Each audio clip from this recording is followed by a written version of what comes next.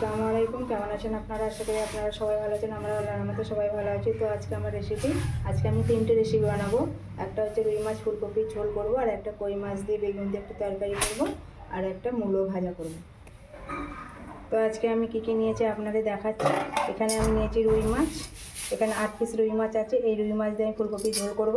আর এখানে কটা কই মাছ আছে, এই কই মাছ বাজারে গিয়েছিল, এই কটাই কই মাছ পেয়েছে। তো এই কই মাছ দিয়ে আমি বেগুনের রেসিপিটা বানাবো, আর এখানে মূলো ভাজা করব। এই নিয়েছি মূলো। তো এখানে আমি কী কী মশলা নিয়েছি আপনাদের দেখাচ্ছি। প্রথমে বলি, আমি ফুলকপি আলুর ঝোলের জন্য এখানে আমি আদা বেটে নিয়েছি। আমি এতে রসুন কিন্তু দেবো না। আর এখানে আমি সর্ষে পোস্তটা বেটে নিয়েছি, এটা কই মাছ বেগুন দিয়ে বানাবো। আর এখানে কালো জিরা, শুকনো লঙ্কা, এখানে রসুন কুচি নিয়েছি, মূলাটা ভাজবো আমি। আর এখানে নিয়েছি ঝোলের জন্য ধনে গুঁড়ো, আর এখানে জিরা দিয়ে গোটা জিরে, এটা কাঁচা লঙ্কা দিয়ে এটা বাটা করেছি, এটা ফুলকপি ঝোলে দেবো।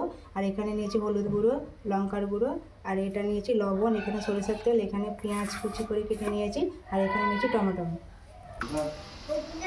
আমার কড়া গরম হয়ে গেছে, মাছ ভাজার জন্য দিয়ে দেবো সরিষার তেল। আমার তেল গরম হয়ে গেছে, এবার আমি এই মাছগুলো একটা একটা করে দিয়ে দেবো।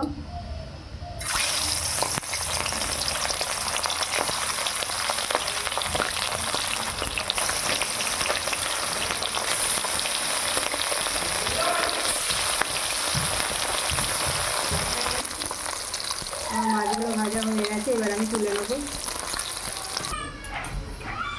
এই তেলেই আমি কই মাছগুলো ভেজে নেব। আমার কই মাছগুলো ভাজা হয়ে গেছে, এবার আমি তুলে নেব। এবার আমি এই তেলে দিয়ে হালকা করে ফুলকপিগুলো ভেজে নেব। ফুলকপির উপরে দিয়ে দেবো লবণ, হলুদ গুঁড়ো,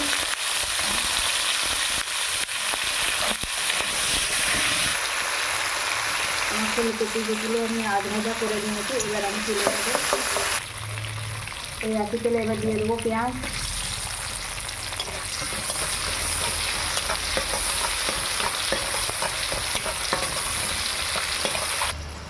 এবার দিয়ে দেবো টমেটো কুচি,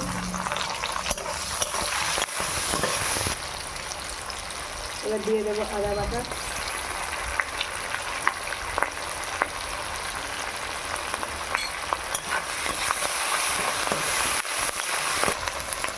এবার দিয়ে দেবো ধনিয়া গুঁড়ো, এবার দেবো হলুদ গুঁড়ো,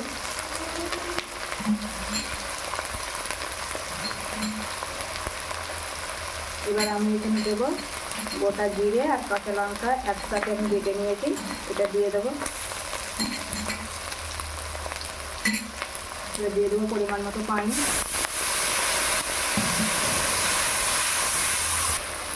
এবার দিয়ে দেবো আলু, কাঁচা আলু দিচ্ছি এখানে,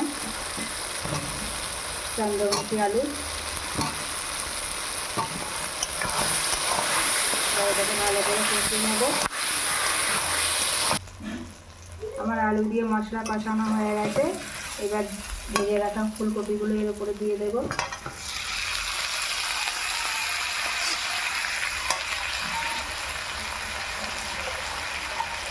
এবার দিয়ে দেবো পানি,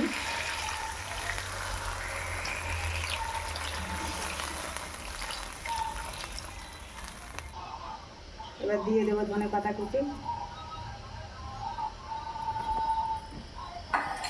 এবার দিয়ে দেবো পরিমাণ মতো লবণ। এবার ভেজে রাখা মাছগুলো আমি এর উপরে দিয়ে দেবো।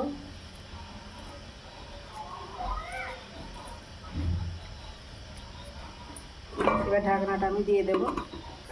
ঢাকনাটা এবার আমি 10 মিনিট দিয়ে দেবো। আমার 10 মিনিট হয়ে গেছে, এবার দেখে নেব।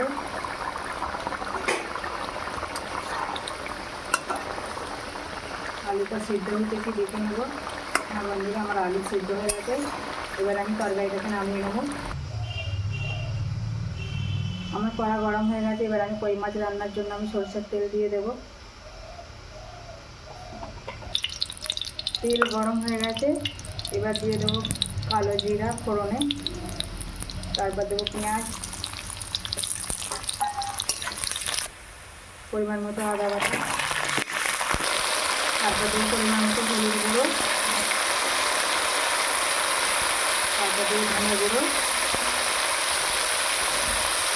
পরিমাণ মতো লবণ, তারপর দেবো এতে পরিমাণ মতো সরষে, পোস্ত আর কাঁচা লঙ্কা আমি একসাথে বেটে নিয়েছি, সেই জন্য আমি এখানে গুঁড়ো লঙ্কা দিয়ে দেবো। ভালো করে এটা কষিয়ে নেব। এবার দিয়ে দেবো বেগুন।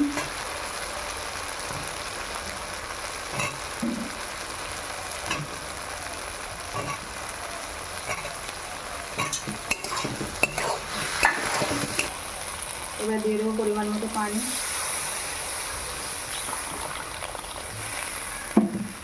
এবার দিয়ে দেবো এর উপরে ধনে পাতা।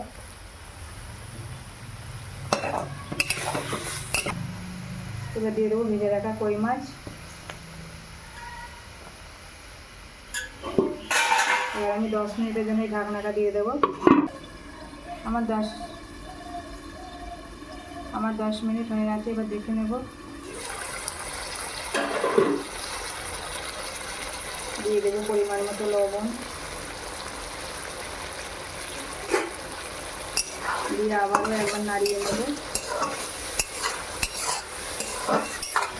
দেখুন বন্ধুরা, আমার কই মাছের রেসিপিটা হয়ে গেছে, এবার আমি নামিয়ে নেব। আমার কড়া গরম হয়ে গেছে, এবার দিয়ে দেবো মূলো ভাজার জন্য। এবার দিয়ে দেবো সরষের তেল গরম হয়ে গেছে, দিয়ে দেবো ফোড়নে কালো জিরে, আর দেবো কটা গোটা শুকনো লঙ্কা। এবার দিয়ে দেবো মূলো। এবার দিয়ে দেবো ছোটো করা রসুন কুচি, দেবো পরিমাণ মতো লবণ, দিয়ে দেবো হলুদ গুঁড়ো। এটা ভালো করে নাড়িয়ে নেবো। দিয়ে এটাকে আমি 10 মিনিট ঢাকা দিয়ে দেবো। আমার 10 মিনিট হয়ে গেছে, এবার দেখে নেবো।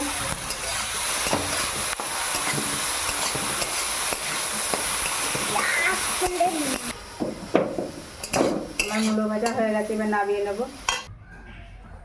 দেখুন বন্ধুরা, আমার 3টে রেসিপি রেডি। ফুলকপির ঝোল, মূলো ভাজা, আর এটা কই মাছ দিয়ে বেগুন দিয়ে রান্না হয়েছে সরষে পোস্ত দিয়ে।